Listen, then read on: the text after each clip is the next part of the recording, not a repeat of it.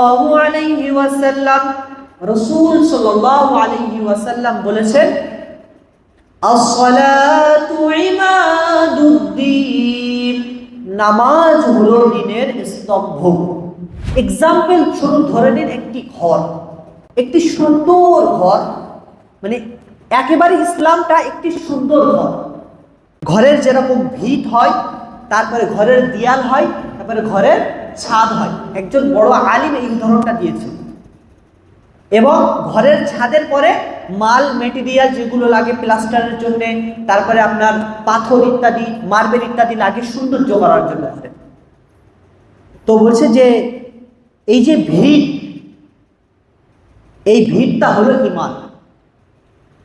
আমাকে আগে ভিত গড়তে হবে, ভিতটা দিতে হবে, তারপরে কি ঘর হবে। এই ভিতটা হচ্ছে ঈমান।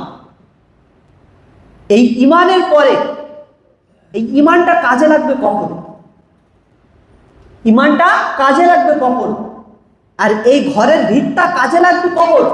যখন এই ঘরের উপরে দেয়াল দেওয়া হবে, তারপরে ছাদ তৈরি হবে, তাই তো? তার আগে আমরা থাকতে পারবো?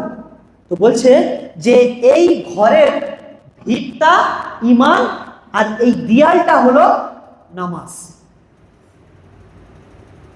আর এই দেয়ালের উপরে যে ছাদটা হবে, এটা হবে কি আপনার জিহাদ।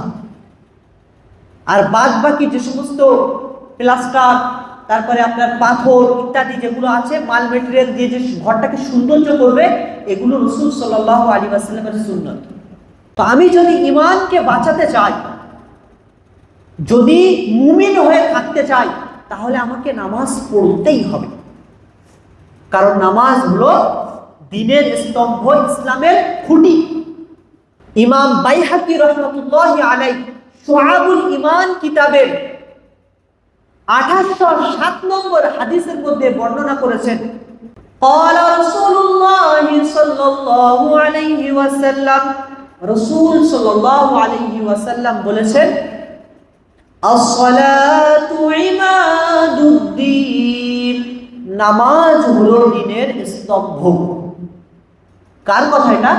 রাসূল সাল্লাল্লাহু আলাইহি ওয়াসাল্লামের কথা। রাসূল সাল্লাল্লাহু আলাইহি ওয়াসাল্লাম বলেছেন, আস-সালাতু ইমাদুদ্দিন, নামাজ হলো দ্বীনের স্তম্ভ।